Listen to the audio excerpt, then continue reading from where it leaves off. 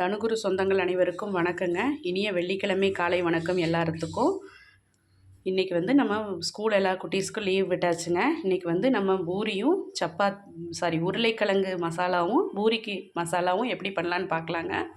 First மாவு பிணைஞ்சிட்டுங்க, குட்டி குட்டியாக உருண்டைகளாக உருட்டிட்டு, பிணைஞ்சுன்னேவே உருண்டையாக உருட்டிடுங்க.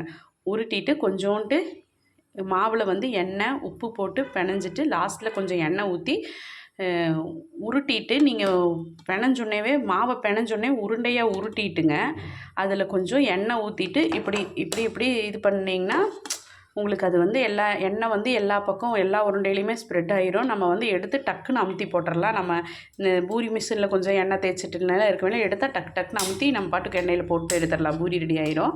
உருளைக்கிழங்க வேக வச்சு மசிச்சு வச்சுருக்குதுங்க.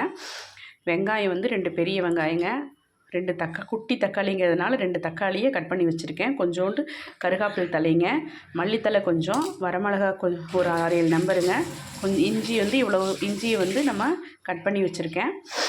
இதுக்கப்புறம் நம்ம மசாலா எப்படி எண்ணெய் இந்த பக்கம் அடுப்பில் நம்ம எண்ணெய் காய வச்சாச்சுங்க. பூரி சுடுறதுக்கு நம்ம மசாலா தாளிக்கிறதுக்கும் எண்ணெய் காயிருக்கும் ரெடியாக இருக்கும். அடுப்பு கொஞ்சம் சிம் பண்ணி சிம்மில் வச்சுக்கலாங்க.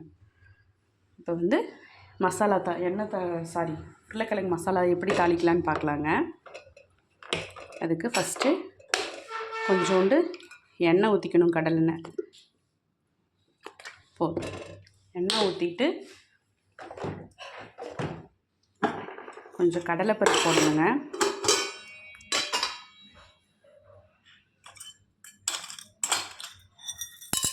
கடலைப்பருப்பு 4 சும்மா ஃப்ளேவருக்கு ஒரு 2 உளுந்து பருப்பு, ஒரு 4 சீரகம்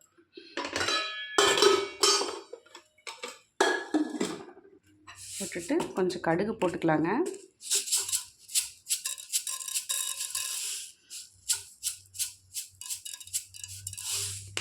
போட்டாச்சு. அடுப்பு பற்ற வைக்கவே இல்லை. எண்ணெய் ஊற்றி அடுப்பை பற்ற வச்சுட்டுங்க. எண்ணெய் ஊற்றி அதில் கொஞ்சம் கடலைப்பருப்பு, கடுகு, சீரகம் எல்லாமே போட்டாச்சு. அது கொஞ்சம் நல்லா பொரிஞ்சு வரட்டுங்க. இஞ்சியும் வரமிளகாயும் ஒன்றா போட்டுடலாம். போட்டு ஒரு 2 நிமிஷம் விட்டுட்டு அதுக்கப்புறம் வெங்காயம் போடலாங்க. வெங்காயம், கருகாப்பில், மல்லித்தலை, தக்காளி இது எல்லாத்தையுமே போட்டுடலாம்.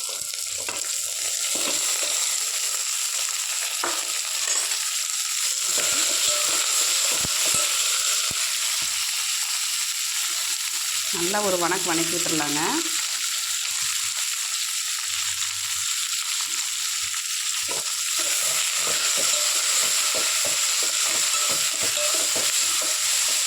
நல்லா வணக்கிட்டு கொஞ்சம் தேவையான அளவு உப்பு போட்டுடலாம். உப்பு போட்டோம்னா டக்குன்னு வணங்கிடுங்க.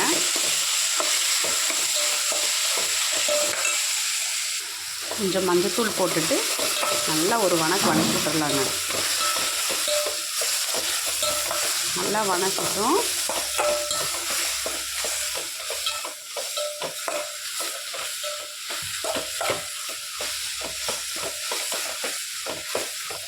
நல்லா கொனையும் வணங்கட்டுங்க. நல்லா மஞ்சு வணங்கினா தான் குழம்பு. எப்போவுமே நம்ம ஒரு குழம்பு தாளிக்கிறோன்னா வணக்கிறதுல தான் டேஸ்ட் இருக்குது. நம்ம நல்லா வணக்கணும்னா எந்த அளவுக்கு நம்ம எது வணக்கிறோமோ அந்த அளவுக்கு செஞ்சால் செம டேஸ்ட்டாக இருக்குங்க. நான் கொஞ்சம் வரமிளகாத்தூள் ஒரு ஸ்பூன் போட்டுக்கோங்க. போட்டு நல்லா வணக்கிட்டு இது லைட்டாக பத்திர மாதிரி இருந்ததுன்னா இத்தினோண்டு தண்ணி கொஞ்சம் ஊற்றிட்டிங்கன்னா சட்டி அடி பிடிக்காது. ஏன் இந்த மாதிரி வருதுன்னா நம்ம எண்ணெய் கம்மியாக ஊற்றிருக்கிறோம் இல்லைங்க, அதனால நம்மளுக்கு இதாகுது. நம்ம எப்போவுமே எண்ணெய் கம்மியாக தான் எந்த சமையலுக்காக இருந்தாலும் எண்ணெய் கம்மியாக தான் யூஸ் பண்ணணுங்க. இந்த அளவுக்கு வணங்கினா போதும். இதுக்கப்புறம் நம்ம உருளைக்கிழங்கு மசிச்சு வச்சுருக்கிறத எடுத்து போட்டுடலாங்க. இருங்க போட்டுட்டாங்க பாருங்க. உருளைக்கிழங்கு போட்டு நம்ம தண்ணி கொஞ்சம் ஊற்றிட்டு போட்டிருக்கோம். இது லைட்டாக ஒரு கொதி வரட்டுங்க. அதுக்குள்ளே நம்ம ஒரு 2 ஸ்பூன் கடலை மாவுங்க 2 ஸ்பூன் கடலை மாவை நல்லா தண்ணி ஊற்றி லிக்விடாக கரைச்சி வச்சுருக்குறோம். இப்போ அந்த இதையை இதில் ஆட் பண்ணிடலாம். ஆட் பண்ணிவிட்டு இன்னும் கொஞ்சம் தண்ணி ஊற்றிக்கலாங்க.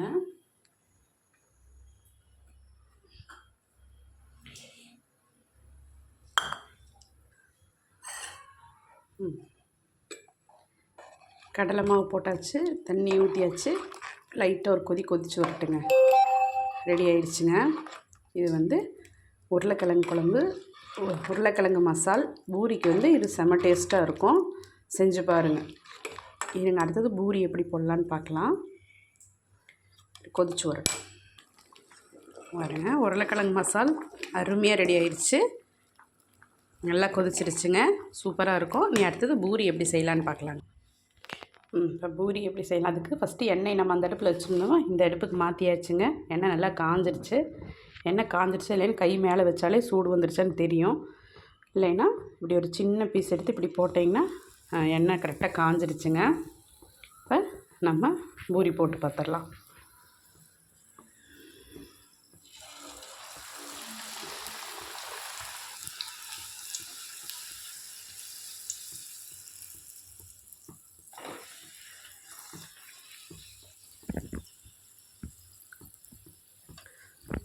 நல்லா சூப்பராக புஷ்ஷுன்னு பூரி ரெடி ஆகிடுச்சுங்க. நம்ம அதுக்கு முன்னாடி இங்கே ஒரு இந்த மாதிரி ஒரு இது வச்சா எண்ணெயெல்லாம் இருந்தால் கீழே ஒரு பிளேட் வச்சிட்டோம்னா எண்ணெயெல்லாம் இருந்தால் வடிஞ்சிருங்க. இன்னொன்று போட்டு பார்த்துடலாம். நல்லா உப்பி வரணும்னா நம்ம எண்ணெய் வந்து ரொம்பவும் காஞ்சிருக்கக்கூடாது. அதுக்காக எண்ணெய் காயாமே இருக்கக்கூடாதுங்க. ஒரு துளி எண்ணெய் கூட குடிக்காதுங்க. நல்லாயிருக்கும்.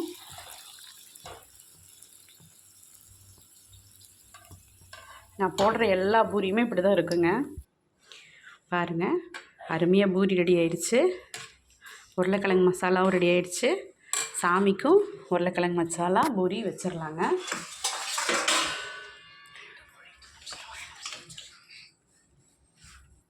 சாமிக்கும் வச்சாச்சு. எல்லோரும் இது வரைக்கும் தனுகுரு விலாக்ஸ் பார்த்ததுக்கு ரொம்ப நன்றிங்க. எல்லாத்துக்கும் வாழ்க வளமுடன்.